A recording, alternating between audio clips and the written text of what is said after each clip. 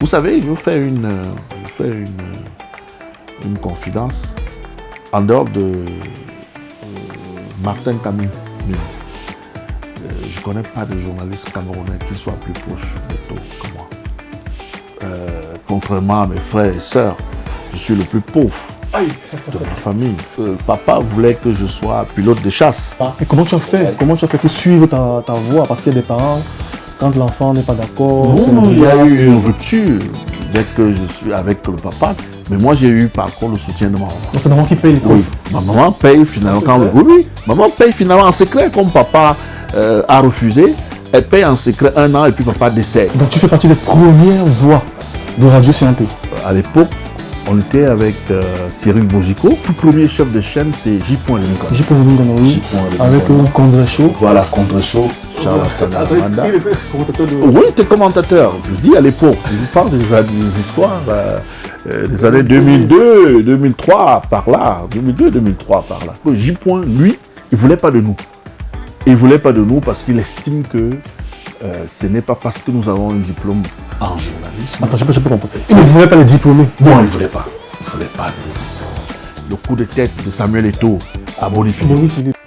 Nous sommes avec un journaliste, mais surtout un présentateur qui a du talent sans modération. Depuis plus d'une décennie, il est l'un des visages et des talents qui font de Canal 2 International la chaîne qu'elle est aujourd'hui. Pourtant, si l'essentiel du public l'a découvert sur la chaîne au logo vert, il traîne derrière lui une riche expérience et longue, avec un passage remarqué sur Radio Tiemini Sianto à Yaoundé. Nous allons parcourir la trajectoire de cet homme fort de la télé camerounaise aujourd'hui. On se retrouve dans un moment.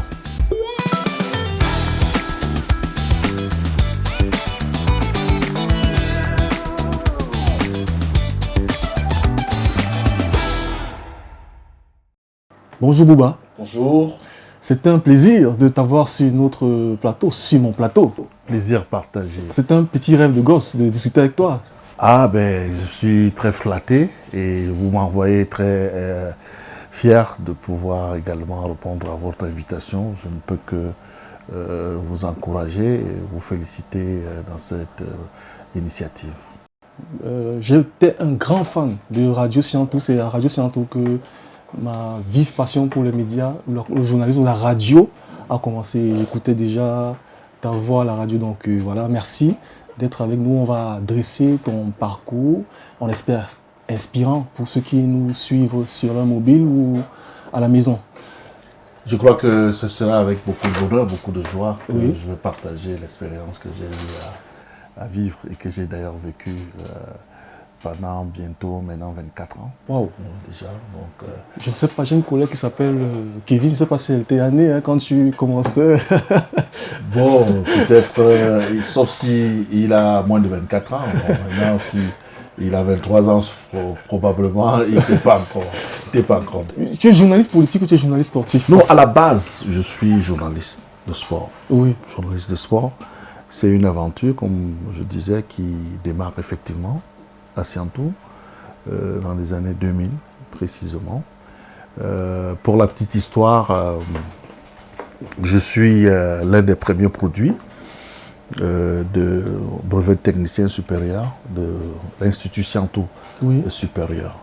Donc, à l'époque, quand on finissait, pour ceux qui avaient une spécialité en radio, en télé, c'était pas évident, en dehors de la CRTV, il n'y avait pas d'autres médias audiovisuels où vous pouvez exercer. Donc, certaines personnes se retrouvaient sans le vouloir à la radio. Et je me rappelle, à cette époque, il y avait Radio Rennes, qui était l'une des... La première radio privée. Voilà, une radio privée. Si vous n'aviez pas la chance d'avoir un coup de pouce à la CRTV, la seule chance qui vous restait, c'était de faire la presse écrite. Donc c'est comme ça que moi qui avais choisi pour option radio, il y avait une radio expérimentale à l'Institut Sianto supérieur. Et là, nous sommes en quelle année? Nous sommes dans les années 2000. Ok, ta formation à Sianto. Mais je suis de la QV 98.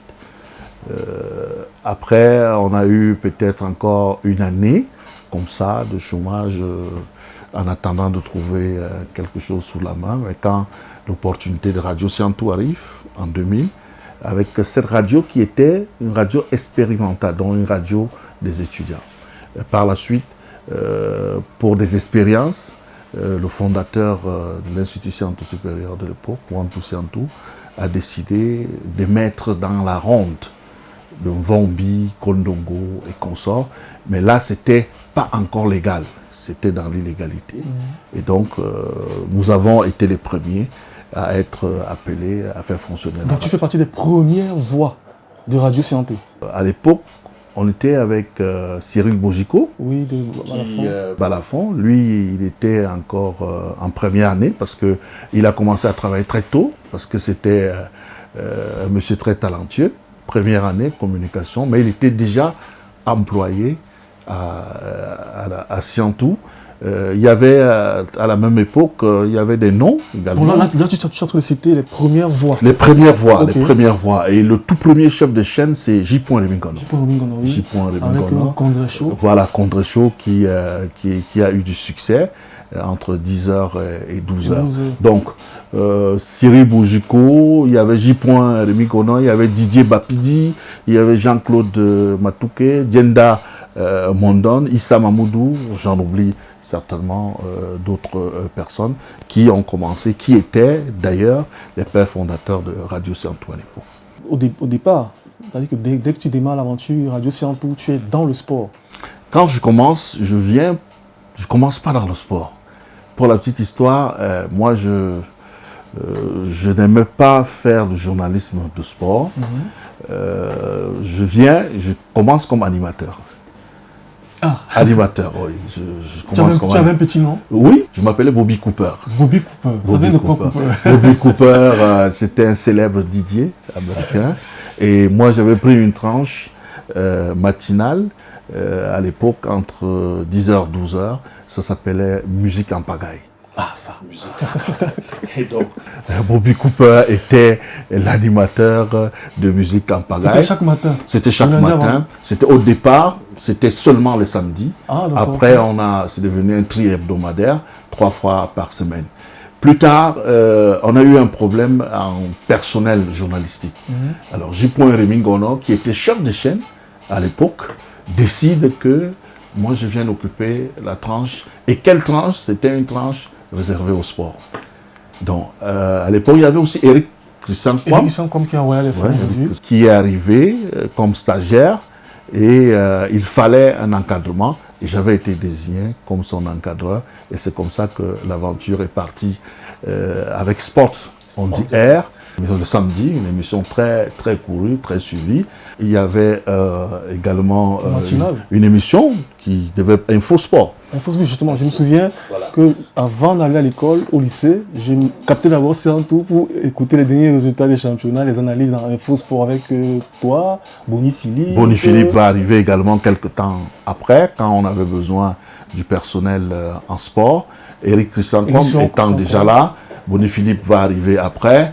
Il y aura Issa Mamoudou, qui est le défunt, paix à son âme aussi. La voix, le diamant du micro. Le diamant des ondes. Le diamant des ondes à l'époque, il s'appelait. Et je crois, avec Infosport, c'était un peu la Bible du sport. Oui. Parce qu'à cette époque-là, il y avait FM 94, les Raoul Christian Bock, il y avait plein de monde, des journalistes aussi de notre génération, qui étaient des journalistes talentueux. Maintenant, il fallait se battre pour avoir une place sous le soleil, c'est-à-dire une bataille de l'audience. Et nous avons formé cette grande équipe de sport avec les José Valifos également. José Valifos, c'est un cadet qui va arriver peut-être plus tard, avec les Edith Mireille Maningwe qui vont également arriver, les Rosine Bessin et autres pour faire l'équipe. L'équipe choc, c'était l'équipe choc de sport. C'est toi qui constitue? J'étais le premier chef-service de sport de Siantou à l'époque, nommé par J. Remingono, pour coordonner cette équipe-là. Et qui, pour la petite histoire, parce que les matchs, on faisait aussi déjà les retransmissions des matchs. Oui, je me souviens. On faisait les retransmissions de matchs les dimanches, parce qu'à l'époque, c'était seulement la CRTV. La CRTV à travers Sport et Rythme, Sport, Rythme. qui faisait ses émissions, je crois. Étienne Nature de Faux, Mikado, Eboalame Mikado, Mikado. Abenego Messan, Bertin Ayarma. Ils étaient de l'autre côté, en face. Il y avait également cette jeune équipe qui était pleine d'ambition, constituée de Boni Philippe, de Issa Mamoudou, de Lionel Emani Chokonté, de Edith Mireille Manengwe. Donc, on n'avait pas les moyens de la CRTV. La CRTV, c'était une grosse mastodonte. Et nous, pour combattre, entre guillemets, sur le plan médiatique, la CRTV, on va utiliser pour la première fois les téléphones portables pour révolutionner le monde de reportage, reporter sportif. On a, par le truchement de notre fondateur, M. Wantoussiantou Lucien, on a eu une flotte avec beaucoup de puces, beaucoup de numéros, et nous avons négocié auprès de l'opérateur, pour ne pas faire la publicité, l'opérateur téléphonique de l'époque. On a négocié des appels qui ne devaient pas coûter trop cher, ce qui pouvait nous permettre d'être en ligne pendant 3-4 heures de temps. Et nous avons fait ce qu'on appelle le multiplex de sport. Et on était sur tous les stades. On était là où même la CRTV n'allait pas. Moi, j'aimais particulièrement, c'est mon avis, dans cet exercice de, je ne sais pas comment on appelle, celui qui est en plateau et qui distribue la parole. C'était moi le coordonnateur sur le plateau. Après toi, ça s'appelait la balade sportive. Voilà, j'avais beaucoup aimé également Tabi Clarkson dans ce rôle. Tabi Clarkson qui arrive, je crois, 1-2 ans après, parce que jusque-là, on n'avait que des journalistes francophones. Oui. Alors, M. Wantoussiantou me demande, il dit, au cours d'une réunion, je me rappelle, il dit le Cameroun est un pays bilingue. Donc, faites tout pour trouver un journaliste anglophone. Je me rappelle, c'était les Jeux universitaires à Ngouaikele. Je vais voir pour une couverture. Je trouve un jeune journaliste talentueux, pétri de talent, qui était en duo, qui faisait le commentaire en duo avec celui qui est à la retraite aujourd'hui, Charles Atanganamanda. Il était commentateur de... Oui, il était commentateur. Je dis à l'époque, je parle des histoires des années 2002, 2003, par là. 2002-2003, par là. Charles Atanganamanda, qui fut directeur des observatoires des médias, qui a pris sa retraite aujourd'hui. Il était commentateur, en position de commentateur des Jeux universitaires de Ngouaikele avec Tabi Clarkson. Alors, Tabi Clarkson a réussi à tenir à l'haleine tout le public qui était venu à Ngouaikele, de part et surtout de la qualité de son reportage. Donc tout le monde était épris de son reportage. Je me suis rappelé que mon boss, Wantoussiantou, m'avait demandé de trouver un journaliste anglophone. J'ai sauté sur l'occasion. Je crois que Tabi Clarkson venait d'avoir sa licence en géographie. Il était encore étudiant à l'université. Et je l'ai approché, je lui ai fait la proposition s'il était intéressé. Il a accepté et on s'est retrouvé une semaine plus tard à un match de Coupe de Confédération. Je crois que c'était Tonnerre qui jouait contre la JS Kabylie, ici à Yaoundé. J'ai dit à M. Wantoussiantou que, écoutez, je trouvais la perle rare que vous cherchez. Il me dit c'est qui? J'ai dit je ne connais pas le monsieur. C'est un jeune anglophone, je l'ai vu à l'œuvre, je pense que c'est la personne qu'on cherche. Il dit, bon, ok, ben, moi je vais l'écouter. On ne vend pas, je me rappelle l'expression qu'il avait utilisée, on n'achète pas la poule dans le sac. Donc je vais l'écouter avant de me prononcer. Et le premier test de Tabi Clarkson, c'était justement ce match JS Kabylie, une équipe algérienne contre le Tonnerre, au stade Moussouar Amadou Ahidjo. Mais il est allé et à peine 30-15 minutes de reportage, je crois que le boss a validé et immédiatement après, il a demandé que son contrat soit signé. On va un peu rentrer en arrière pour savoir comment est-ce que J. Rémingon te déniche. Bon, je dis J. Rémingon me connaît parce que je suis un produit de Siantou. Oui. Donc, étant étudiant à Siantou, et j'ai eu mon brevet de technicien supérieur en journalisme à Siantou. quand Siantou décide donc de lancer la radio, il pense naturellement à ceux qui étaient là, c'est-à-dire les étudiants en journalisme qui étaient prioritaires. Mais à cette époque-là, nous, on n'était pas les bienvenus. C'est-à-dire les diplômés en journalisme, des STIC et autres, à Siantou.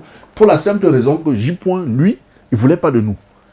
Il ne voulait pas de nous parce qu'il estime que ce n'est pas parce que nous avons un diplôme en journalisme. Attends, je n'ai pas compris. Il ne voulait pas les diplômés? Non, il ne voulait pas. Il ne voulait pas des diplômés. Et c'était quoi sa raison? Non, il dit que diplôme n'est pas synonyme de compétence. C'est ce qu'il disait à l'époque. Donc lui, il est allé, comme c'est à lui que revenait la charge de conduire l'équipe, il a beaucoup plus misé sur les journalistes, entre guillemets, qui n'avaient pas réussi du côté de la CRTV. Il y avait la FM 94 qui s'était séparée d'un bon nombre de collaborateurs extérieurs. Les Prospero d'Afrique centrale, les Jobs, les consorts. J-Point les a récupérés. J-Point, Ben Benjo, Martinez Zogo, oui. père à son âme, Martinez Zogo également. Donc il est venu avec son équipe. Lui, il ne voulait pas les diplômés. Je ne sais pas si c'était par complexe ou si c'était... Mais pour lui, il fallait prouver sur le terrain. Ce qui fait que tous les diplômés qui sont venus sont passés par des castings. Il fallait faire un casting pour avoir sa place à Siantou à l'époque. Donc, ceux que lui connaissait, qui sont venus de la CRTV, la FM 94 et autres, ceux-là étaient directement intégrés. Mais ceux qui avaient des diplômes, il fallait faire un casting. Et nous sommes soumis au casting. On a fait des castings avec les Cyril Bojico et autres. Nous avons passé le casting et c'est comme ça que nous avons été retenus.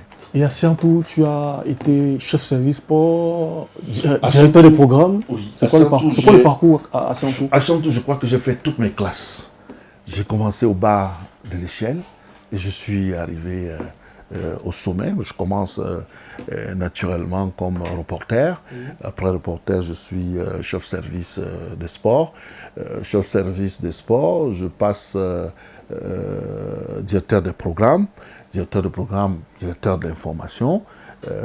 Plus tard, quand J-Point va partir de Siantou, je deviens le chef de chaîne. Quand je suis chef de chaîne, je crois 2-3 ans plus tard, je vais aussi plier bagage pour aller à Canal 2. Donc, j'ai fait pratiquement mes classes, j'ai commencé au bas de l'échelle et j'ai terminé comme chef de chaîne. Comment, si j'avais eu l'occasion de le rencontrer, je vais poser la même question. Comment est-ce que J. Rémy Ngono arrive à Siantou? Comment Wantou Siantou fait appel à Rémy Ngono? Est-ce que vous avez... Alors, j'ai une question, j'ai une réponse parce que je dis, je suis un enfant de la maison. Oui. Parce que j'ai été formé là-bas, j'ai travaillé, j'ai fait mes preuves là-bas. J-Point arrive à Siantou parce que c'est lui le responsable de communication de l'Institut Siantou Supérieur. Ah, d'accord. Donc, quand Siantou veut communiquer Tam-Tam Week-end, veut communiquer il appelle J-Point Rémy Ngono et c'est J-Point Rémy Ngono qui faisait la communication de l'Institut Siantou Supérieur. Maintenant, quand Siantou a l'idée de créer sa radio, naturellement, il pense à J-Point Rémy Ngono et il confie donc la gestion de Radio Siantou. C'est comme ça que J-Point arrive, il forme son équipe et il faut dire que à son actif, il faut reconnaître que c'est grâce à lui que le monde des médias a été révolutionné. Il peut être ce qu'il peut être, on peut dire de lui ce qu'on peut dire de lui, mais c'est un homme extrêmement rigoureux. Extrêmement rigoureux. Parce qu'à l'époque, outre le fait que nous autres étions diplômés en journalisme, mais nous n'avons pas carte blanche. Nous n'avions pas carte blanche. À côté, il y avait également les diplômés de l'ESTIC qui venaient également chercher du travail, mais J-Point ne leur donnait pas de cadeaux. Pour lui, il fallait prouver sur le terrain. Tu quittes Radio Siantou en 2010. 2011. de ce que j'ai appris, il se dit que, bon, c'est pas le Congo ça, hein? Ouais, le Congo, ça ne me fait pas du mal, non. Non, c'est pas le Congo ça de toute façon. Il se dit que vous étiez fatigué d'attendre le projet télé de Wantou Siantou. Et puis vous avez dit, qu'est-ce qui te fait quitter Effectivement, vous avez fouillé, vous avez trouvé, c'était la bonne information. C'était déjà la routine. On se retrouvait en train de faire la même chose pendant 10 ans. On faisait déjà la radio et on pensait déjà qu'il fallait passer à autre chose. Et je me souviens, on avait formé une délégation. Nous étions allés, Cyril Bojuko faisait partie de cette délégation-là. On devait être dans les années 2008, 2007, je ne me rappelle plus très bien. Et nous sommes allés le rencontrer. Et nous lui avons dit que nous avons tous les rudiments nécessaires pour pouvoir passer de la radio. C'est surtout que vous avez à l'époque, les journées de radio, ça peut être les plus populaires. Oui, mais quand vous regardez au jour d'aujourd'hui, vous partez dans n'importe quel média. Si vous voyez, il y a des produits scientifiques. Vous voyez quelqu'un qui est fort, il est passé par ça. Vous voyez un fort dans un média, il est passé. Parce qu'à l'époque, il y avait les Polycarpe et Somba, oui. à RFI. Jules Domché. Il y avait Jules Domché qui est passé par là, Albert Ledoux, Dieu, qui a fait la fierté d'Equinox. Il y a Benjamin Foudaïfa, il y a Eugène Messina, il y a, donc j'en oublie certainement, vous partez Gislain Pierre Sono, qui aujourd'hui à la CRTV. Donc, nous tous, nous formions à l'époque le noyau dur. Laura Dave, qui est une cadette qui arrive, qui est arrivée, même Joyce, qui est à Canal 2, il faut passer par, après le Messager, il faut passer par Siantou avant d'aller à RTM. Donc, vous étiez fatigué d'attendre? Oui, on était fatigué. On attendait le projet de télé. Il nous nourrissait d'espoir. Il disait que le matériel arrive, et qu'il y avait des lenteurs au niveau de l'obtention de la licence, et ainsi de suite. Mais à côté, il y avait des télés privées qui existaient. Oui, Canal 2. Ouais. Il y avait Canal 2. Equinox, je crois. LTM. Il y avait TV Max aussi, je crois, TV Max qui existait à l'époque. Donc, on a vu que ça traînait, et nous, on voulait déjà passer à autre chose. Ça a pris le temps, ça a pris 11 ans. Ça a pris 11 ans. 11 ans après, on s'est dit qu'il fallait qu'on passe à autre chose. Et il y a eu cette opportunité de Canal 2. Ça veut dire que tu es à Siantou quand Canal 2 te contacte? Oui, c'est Canal 2 qui vient me chercher. Est-ce que tu peux raconter dans les contours comment ça se fait? Bon, Canal 2, c'est une anecdote. Canal 2 me cherche à la suite de la bagarre, entre guillemets, le coup de tête de Samuel Eto'o à Boni Philippe. Et Boni Philippe était déjà à Canal 2. Boni Philippe a le coup de tête de Samuel Eto'o à Siantou. Oui. Et donc, après ce coup de tête, Boni Philippe décide de ne plus continuer à Siantou. Donc, il dépose ses valises à Canal 2. Ouais. Je crois qu'à Canal 2, il fera peut-être 2 ou 3 ans. 2 ou 3 ans après, il décide d'aller à Vox Africa. Ce qui fait donc qu'il y a un poste libre de sport qui se crée à Canal 2. Joseph Fotso, le directeur général, il est à la recherche d'un journaliste de sport. À l'époque, en télé, celui qui était indéboulonnable, c'était Martin Camus. Martin Camus était à STV. Et on ne pouvait pas aller le déloger de STV. Et c'est comme ça que je suis contacté par le directeur général de Canal 2, M. Joseph Fotso, qui me fait l'offre, me propose de venir à Canal 2 comme responsable de service des sports. Oui. Donc c'est comme ça, de fil en aiguille, on se rencontre à Douala, autour d'un pot, on discute des clauses contractuelles. Et à ce moment-là, je me rappelle, il y avait une Coupe d'Afrique des Nations qui devrait se jouer. Je crois qu'on devait être soit en 2011-2012, une Coupe d'Afrique qui devait se jouer entre la Guinée équatoriale et le Gabon. Je me rappelle plutôt bien, une Coupe d'Afrique des Nations.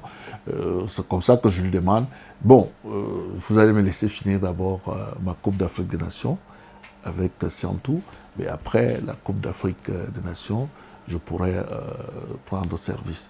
Et c'est comme ça qu'après la Coupe d'Afrique des Nations, je me suis retrouvé à Canal 2 comme responsable du service des sports.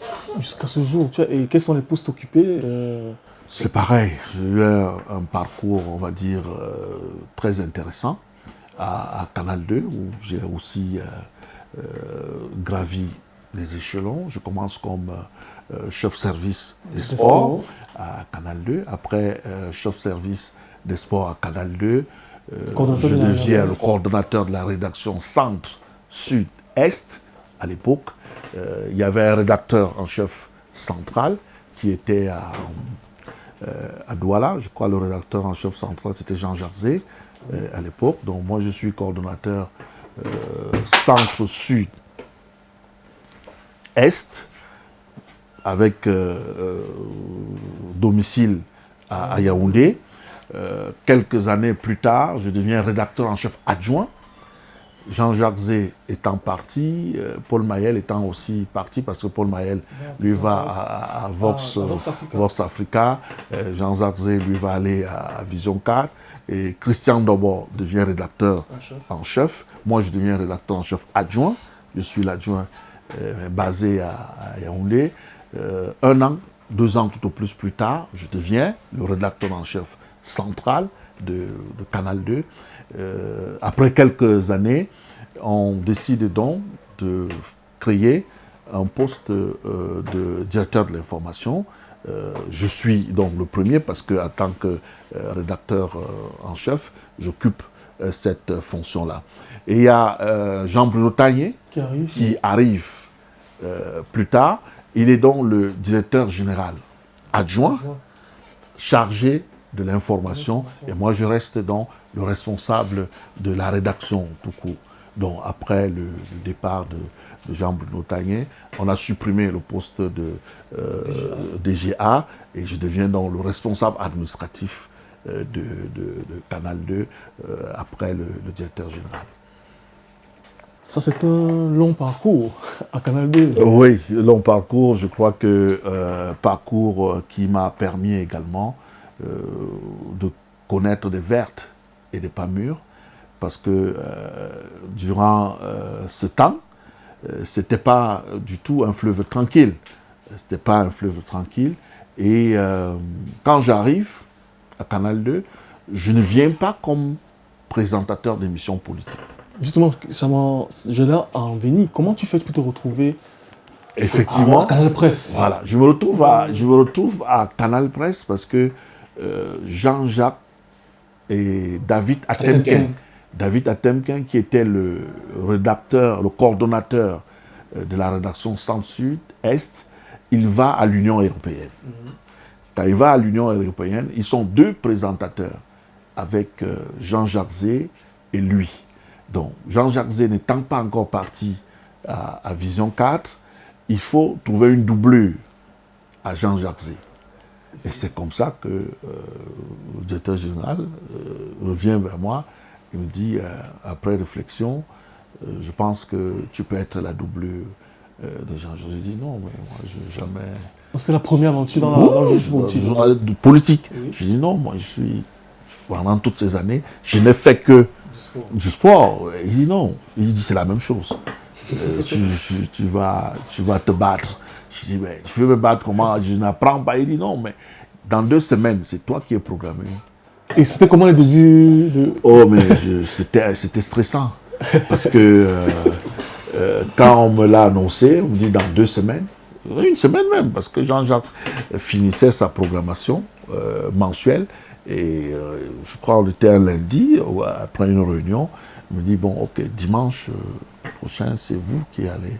je dis, mais comment ça va se faire? Il dit, mais débrouillez-vous, faites comme vous pouvez faire, mais c'est vous qui allez prendre les rênes de Canal Presse.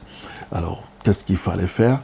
Il fallait se rapprocher des personnes qui étaient moulées dans la politique.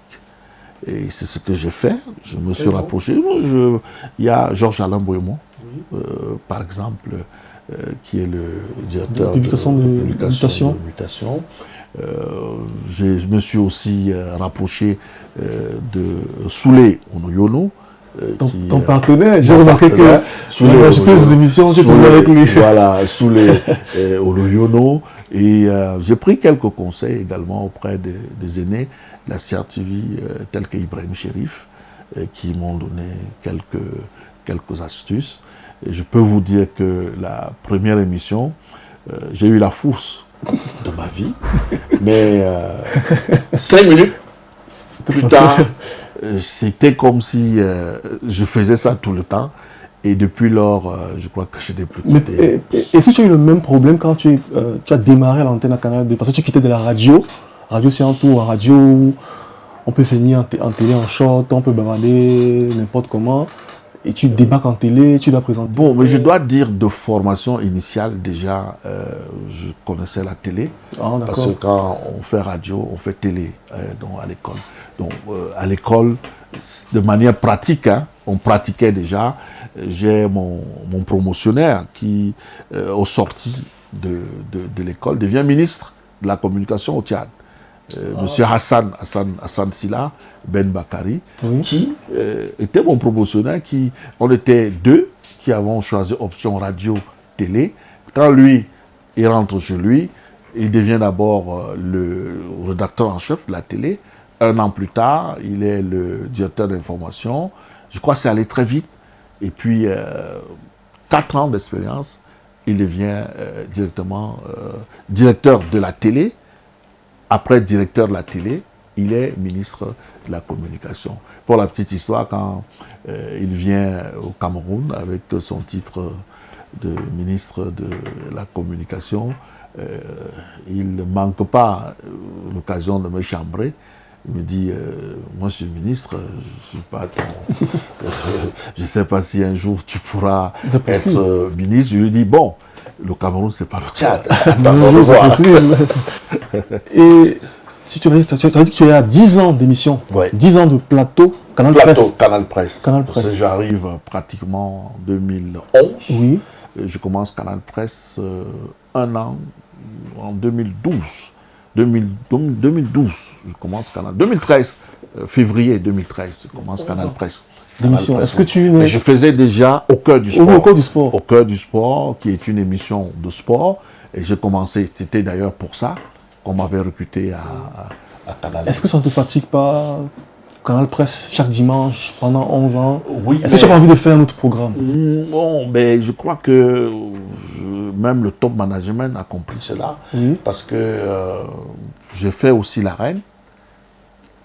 Quand je suis arrivé à Canal 2, j'ai fait aussi... Nous chez vous. Nous chez vous.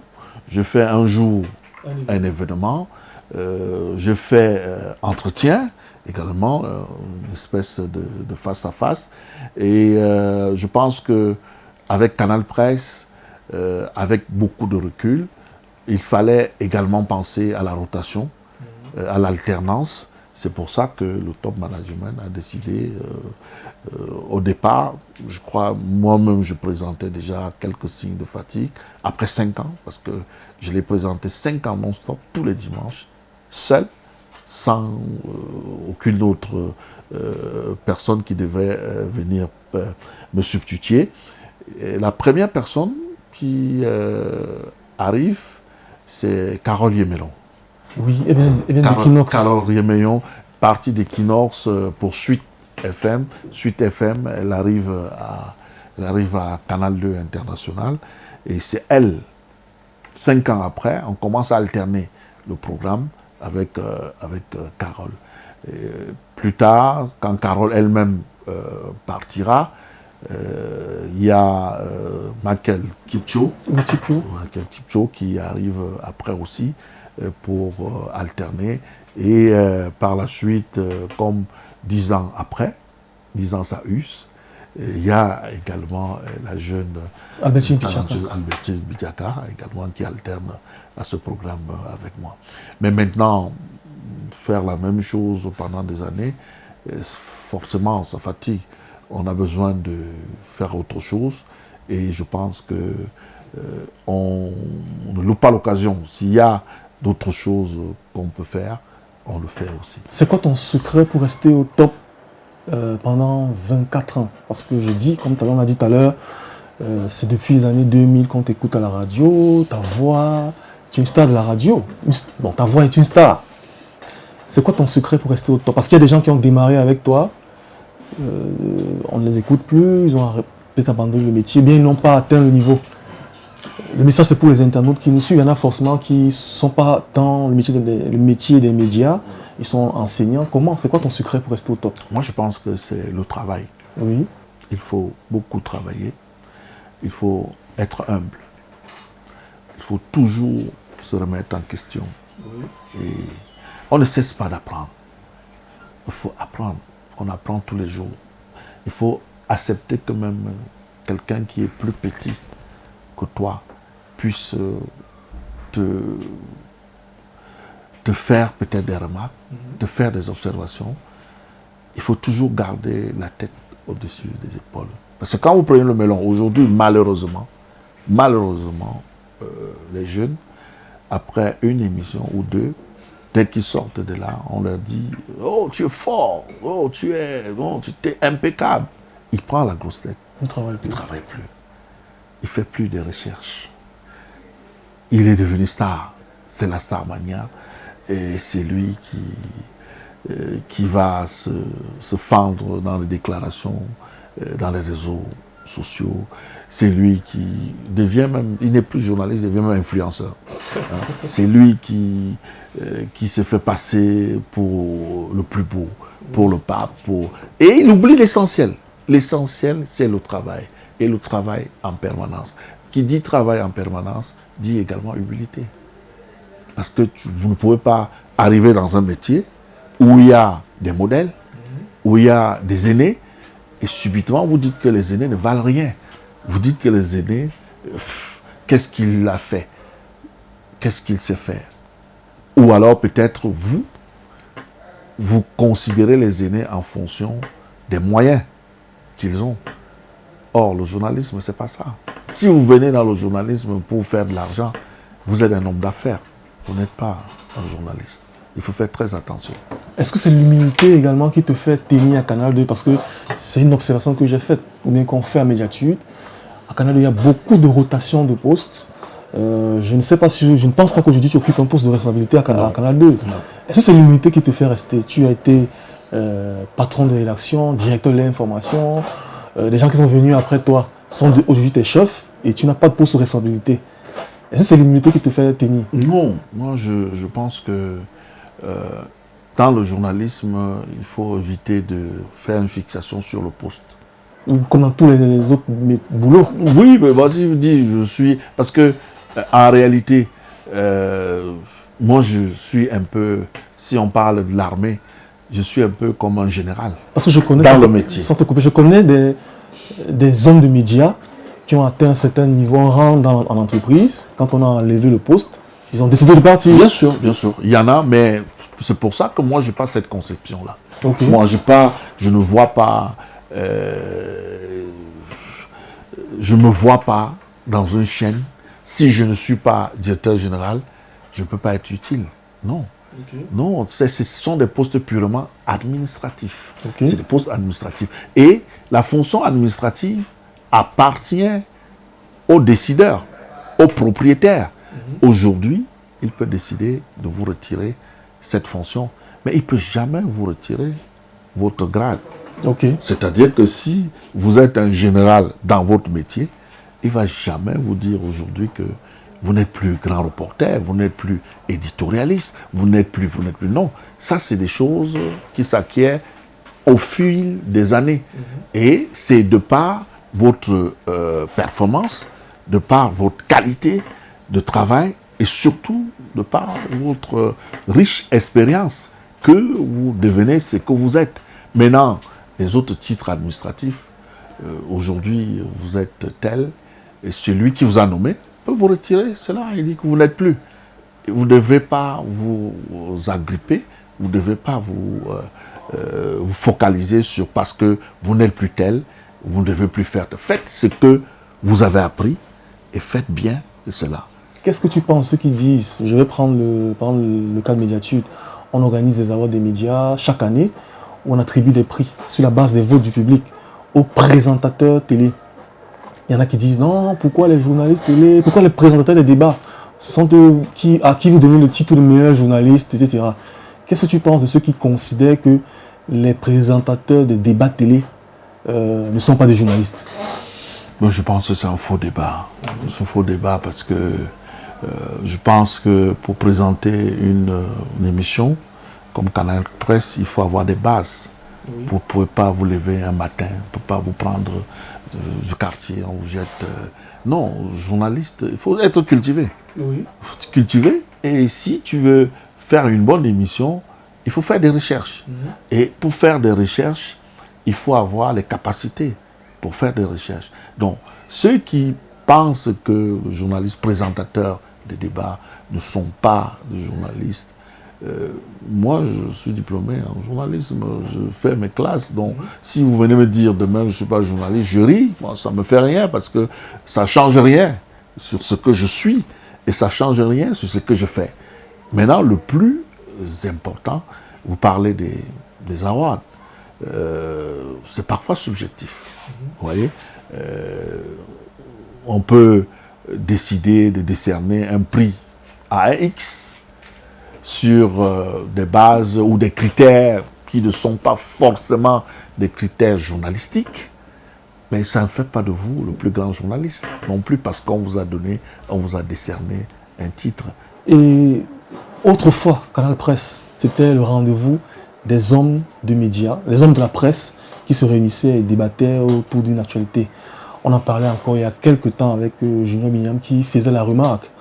Est-ce que vous n'êtes pas aujourd'hui responsable de ces présentateurs qui ont un peu changé la route, changé la trajectoire des concepts comme Canal Presse? Aujourd'hui, il n'y a que les hommes politiques, il n'y a plus de journalistes, on ne débat plus pour... Ça, c'est la vie de médiatude. On ne débat plus forcément pour construire, mais c'est le show télé. Je crois que c'est sur votre plateau que... rappelle comment, son nom m'échappe, militant du MRC... Professeur Fouguet a déposé son pied sur la table. C'est chez vous qu'on a vu les... suite aux attaques de Tulle. C'est chez vous qu'on a vu les Bayebec. Bon, moi je crois que dès le synopsis de départ, effectivement, c'était ça. C'est pour ça qu'on dit Canal Presse. Donc, Canal Presse, c'est ce que les hommes de médias pensent de l'actualité de la semaine. Donc, on faisait un retour sur l'actualité, quelques traités par les hommes des médias. Mais vous voyez, avec le temps, si on se limitait seulement à ça, ça allait être réducteur. Ça allait être réducteur parce que si c'était seulement les journalistes qui arrivaient là pour commenter, parce que vous voyez qu'il y a une bataille en termes d'audience. Hein, si vous faites un mauvais casting, vous n'êtes pas... Vous êtes zappé. Donc vous avez voulu suivre, quand je dis vous, je dis les présentateurs, suivre la tendance. Justement, mais il y avait, à la clé, il y a ce problème d'audience qui s'opposait. Il faut faire face aux concurrents. Vous allez regarder, pour les émissions, par exemple, qu'on appelle les émissions du week-end, vous verrez que entre 11h et 14h, il y a au moins 5 télés. Il y a au moins 5 télés qui font la même chose. Mais comment se défaire? Comment faire différent? Comment essayer d'apporter une touche particulière? C'est donc ça, c'est donc pour ça qu'il fallait également, en plus des hommes de médias, il fallait associer la société civile, il fallait associer les hommes politiques. Alors, les hommes politiques et les membres de la société civile n'ont forcément pas le même tempérament que les journalistes. Ils n'ont forcément pas la même tenue sur le plateau que les journalistes. Et donc, parfois, très vite, le show, comme vous parlez, pour reprendre vos expressions, le show est vite arrivé, mais il faut savoir également canaliser. Parce que tout part de quoi? Tout part du casting. Tout part du casting. Dites-vous bien que quand on fait un casting, on sait ce qu'on recherche. à travers le casting. Ce n'est pas le hasard. Parce qu'on connaît les tendances de tout un chacun, on connaît les opinions, on connaît même parfois les tempéraments de tout un chacun. Donc, quand je mets en face un professeur Foguet, face à Roger Chantal Tuleux, qui est belliqueux, qui est taquin, et le professeur Foguet, qui lui est un homme de science et qui n'accepte pas n'importe quoi. Et quand vous avez en face de lui un Roger Tuleux qui lance les pics, forcément il y aura... Mais j'ai remarqué, ça c'est un avis personnel, que généralement quand il y a j'ai une impression que vous faites exprès, je dis à titre personnel, que tu fais exprès, tu donnes l'impression que tu n'as pas provoqué. Parce que tu viens de dire que tu choisis Alain Foguet, tu le mets face à j'ai oublié son nom. C'est vrai que tu fais exprès. Mais quand il y a les chocs à l'antenne, on observe, je l'observe. Oui. Tu fais comme si c'était pas toi qui l'avais. Est-ce que tu le penses dès le départ? Bon, on ne peut pas déjà... Bon, est-ce que ça te plaît? On ne peut pas préméditer. Est-ce que ça te plaît? Est-ce que quand tu vois ça, tu es content? Non, on ne peut pas, parce que parfois on est débordé. Parfois Mais après, tu invites les mêmes personnes. Oui, mais après, si cela donne l'audience aussi, c'est pas mauvais, parce que la finalité, je crois qu'on veut l'audience, puisque c'est une bataille. Oui. À cette heure-là, vous avez plusieurs télévisions qui font dans le même genre journalistique. Et maintenant, je crois que c'est les panélistes les plus captivants. C'est eux qui sont regardés. Et on ne regarde pas forcément ceux qui sont captivants, on regarde aussi ceux qui sont pertinents. Il y a la pertinence. Il y a ensuite le choix des sujets. Le choix des sujets est quelque chose de capital, de fondamental. Si vous choisissez, entre guillemets, un sujet qui n'est pas bandant, forcément, si c'est un sujet fade, la zapette, les gens ne regardent pas. Mais si c'est un sujet qui est captivant, un sujet intéressant, un sujet de société, un sujet politique, un sujet de sport, vous savez que les questions de sport font soulever beaucoup de Camerounais et même les questions de politique. Donc quand vous faites des sujets, vous devez faire ces sujets en fonction du profil des invités que vous voulez avoir. Parce que, en quelque sorte, vous êtes un peu le maître, c'est vous qui êtes le maître, ou vous êtes en train de concocter un repas, et donc vous mettez les ingrédients dans votre repas, vous savez ce que vous recherchez. Donc c'est pour ça que, parfois, on peut faire un repas qui n'est pas bon. Parfois, on fait aussi des merveilleux menus à la fin qui sont digestes. Donc, ce n'est pas parce que le professeur Alain Foguet a peut-être pris son pied, il l'a mis sur la table, et que je ne vais plus jamais l'inviter. Il a mis son pied sur la table. Pourquoi? Parce que tu l'as provoqué, tu lui as voulu faire croire qu'il n'a jamais eu un plâtre sur le pied, mais son pied étant sous la table, on ne voyait pas le plâtre. Il était donc obligé de sortir son pied de la table pour mettre sur le plateau, pour prendre les téléspectateurs à témoin que c'est lui qui était le menteur et non lui. On va un peu revenir sur c'est pas ta vie privée. J'ai appris, je peux me tromper, que tu es fils d'un colonel. Oui, c'est vrai. Est-ce que fils d'un colonel au Cameroun, on dit jamais au quartier, enfant de bobo. Est-ce que quelque part, ça ne t'a pas aidé dans ta réussite professionnelle? Non, moi je pense que au contraire, ça m'a desservi. Parce que je n'aime pas trop parler de ça. Je n'aime pas trop dire qui je suis. Je n'aime pas dire d'où je viens. Et je dois vous dire, contrairement à mes frères et sœurs, je suis le plus pauvre de ma famille. Mais comment? Pauvre, pourquoi? Parce que j'ai choisi le journalisme. Par passion? J'ai choisi, non, pas passion. Je choisis. Papa était d'accord que tu fasses non, lui, il ne voulait pas. Papa voulait que je sois pilote de chasse, par contre. Donc, ça supposait qu'il fallait que je sois dans l'armée, mais que je pilote les Alpha Jack et autres. Mais moi, je ne me voyais pas là-bas. Et comment tu as fait? Comment tu as fait pour suivre ta voie? Parce qu'il y a des parents, quand l'enfant n'est pas d'accord... Non, il y a eu une rupture. Dès que je suis avec le papa qui a dit, ok, si tu ne veux pas faire ce que je te demande de faire, eh bien, moi, je ne m'occupe plus de toi. Là, je m'occupe plus de... Je suis encore au lycée. Au lycée. Je n'ai pas encore eu... Oui, je n'ai pas encore eu le bac. Je n'ai pas encore eu mon baccalauréat. Et donc, lui, Il avait une vision, il orientait tous ses enfants. Donc il dit, toi tu vas être tel, toi tu vas être tel. Donc lui il distribuait les fonctions aux gens et que bon, voilà, c'est que... Pareil pour mon petit frère cadet qui me suivait, qui a fait une bonne carrière, Amadou Ngomna, qui est un bon footballeur. Bon footballeur. C'est ton frère? Son petit frère cadet. Wow. Il devient quoi, Amadou? Aujourd'hui, il est le coordonnateur du pôle Anafoot, l'Académie nationale de football du Nord.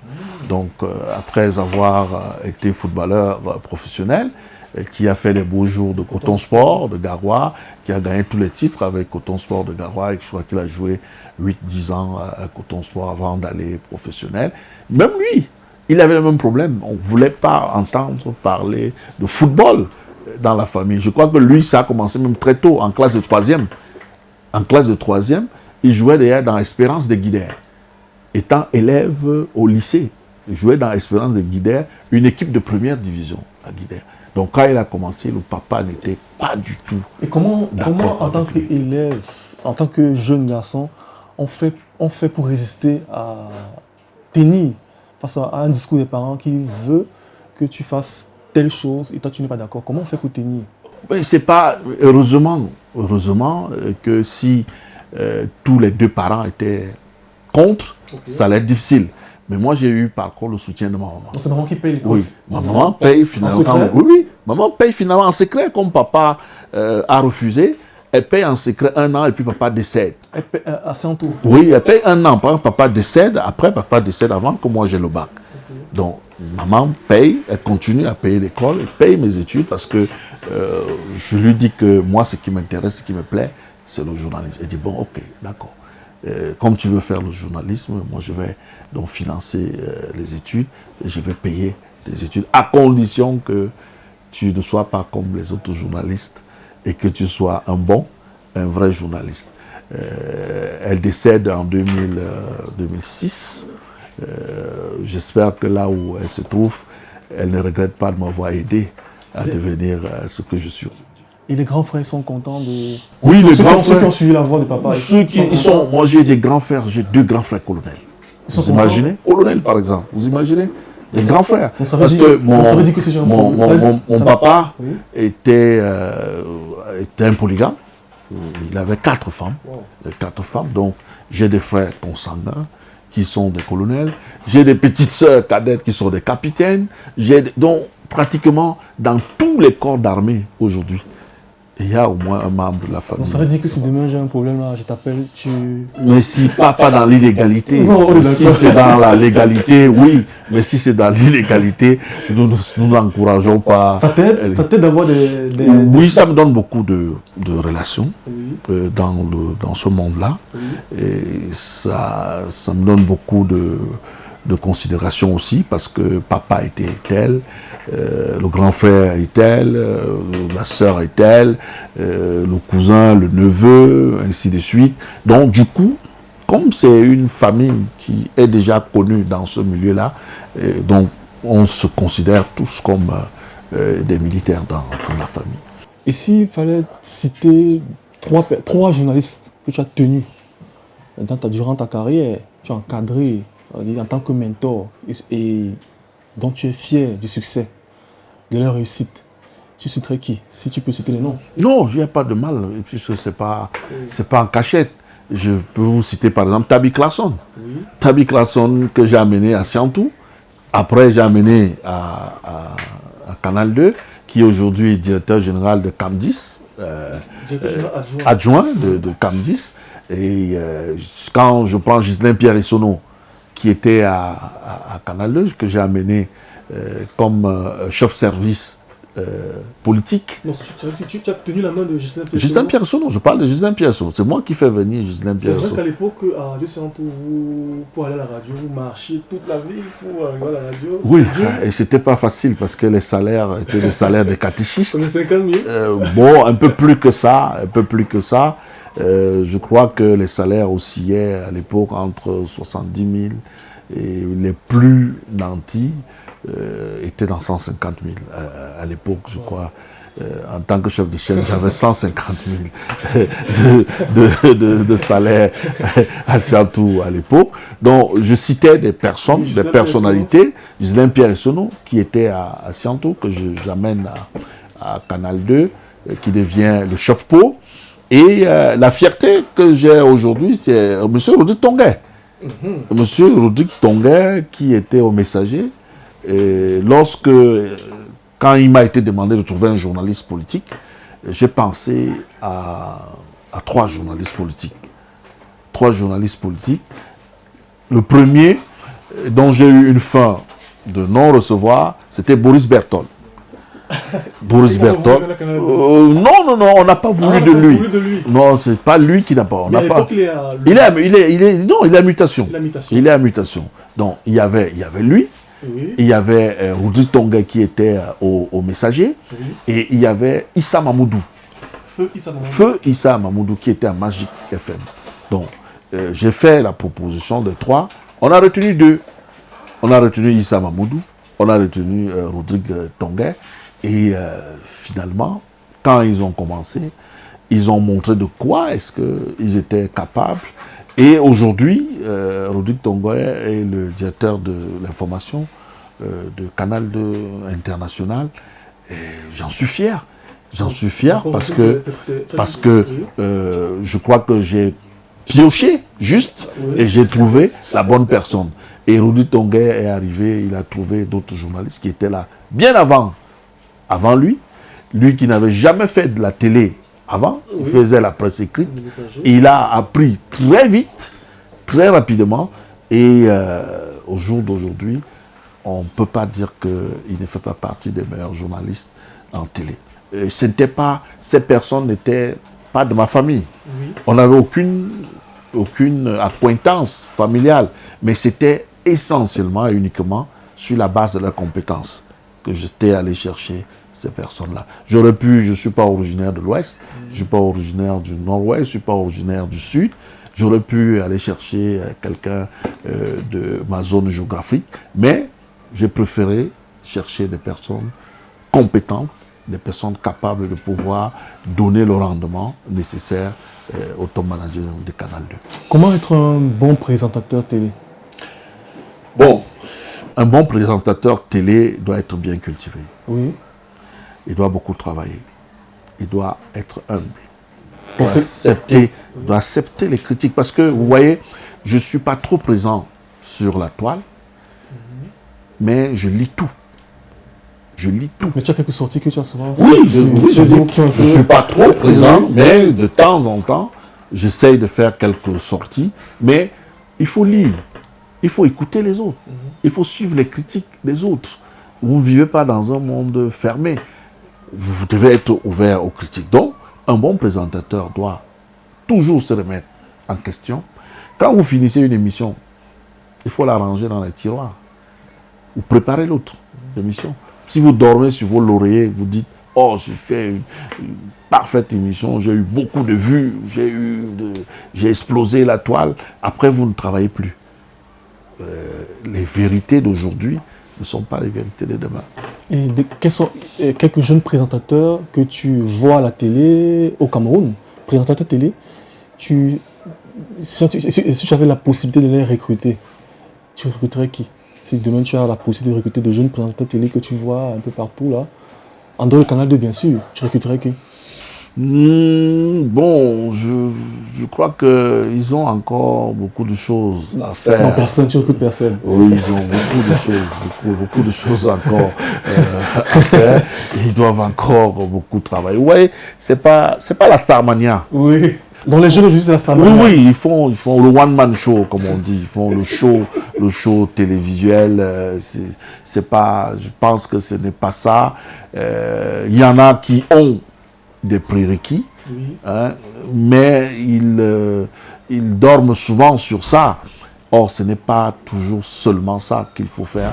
Il faut toujours se remettre en question. Il faut toujours travailler et avoir la tête sur les épaules. Vous voyez la télé, moi, je ne peux plus me cacher aujourd'hui.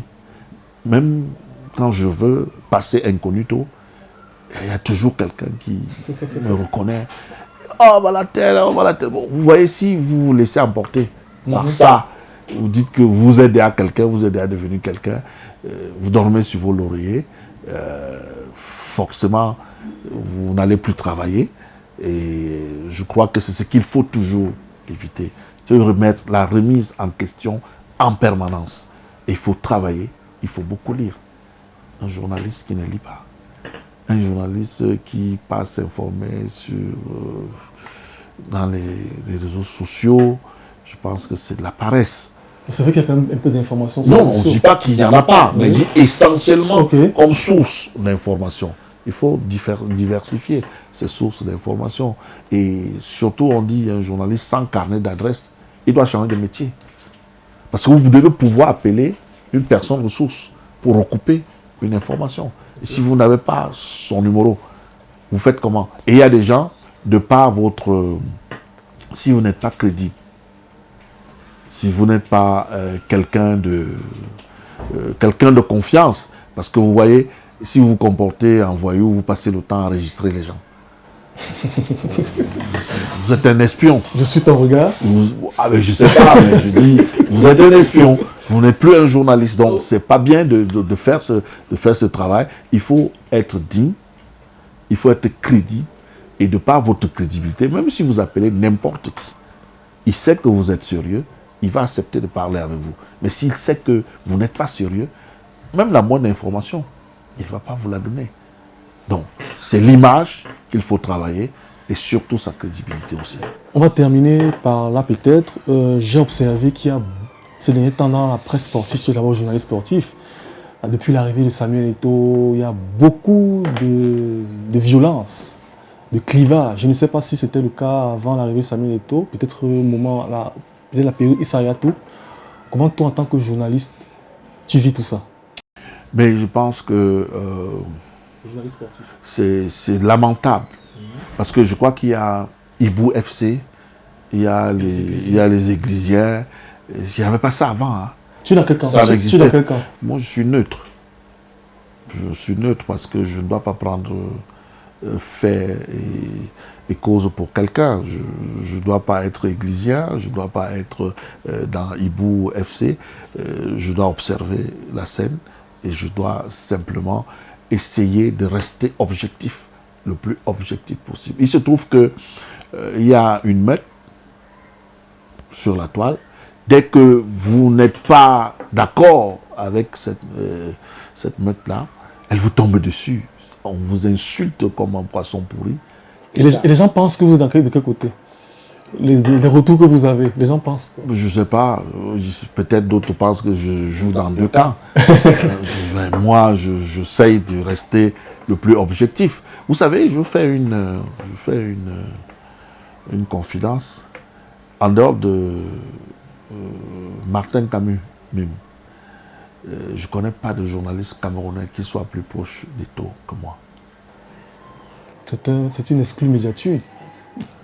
Je vous dis, en dehors de Martin Camus, je ne connais pas de journaliste camerounais qui soit plus proche d'Eto'o que moi. Mais cela ne fait même pas... Ernest Obama? Mais Ernest Obama, je veux le dire, même il ne pourra pas le démentir. C'est moi qui amène Ernest Obama, Samuel Eto'o. En quelle année? Nous sommes dans les années 2006, 2008, par là. Ils ne connaissaient pas Eto'o avant.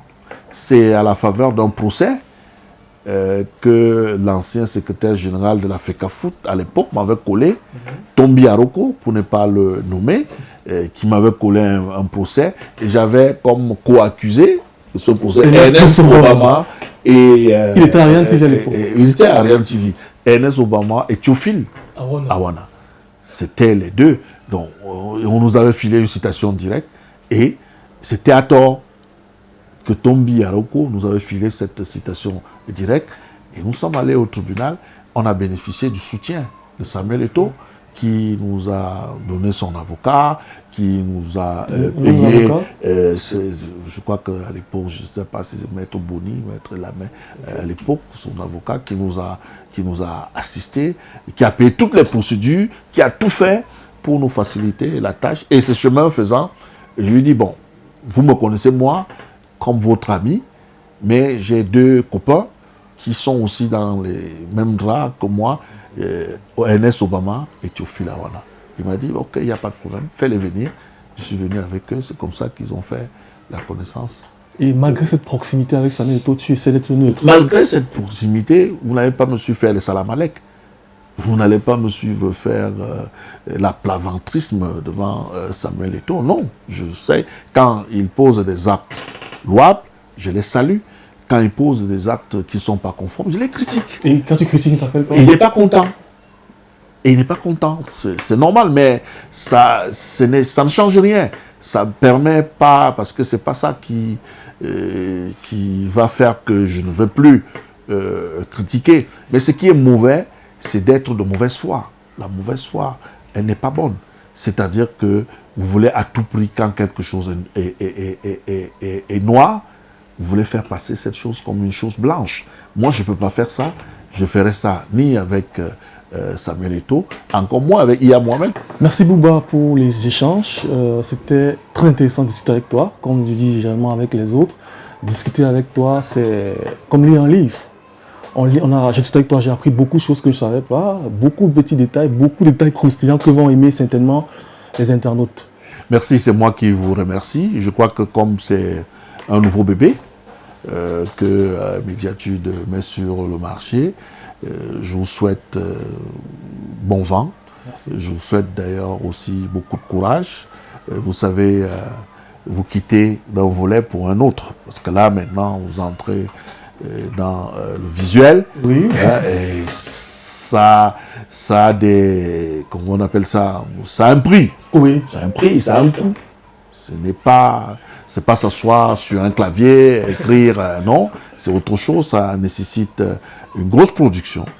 Vous voyez les lumières que vous avez, vous voyez les caméras que vous avez, vous devez avoir des bandes de montage, vous devez ainsi de suite, ainsi de suite. Ce n'est pas évident. Et moi, je pense qu'il faut vous encourager dans cette initiative et surtout vous souhaiter bon vent. Et il me reste qu'à vous dire merci également. C'est un privilège pour moi d'être parmi les premières personnes qui ont été contactées, sollicitées pour démarrer ce projet. Bon, merci d'avoir accepté. Merci également à vous, chers internautes, de nous avoir suivis depuis votre mobile ou devant votre téléviseur. On se retrouve très prochainement avec un autre invité sur Médiatude Inspire, le rendez-vous des professionnels des médias, du marketing et de la communication inspirant. À très bientôt.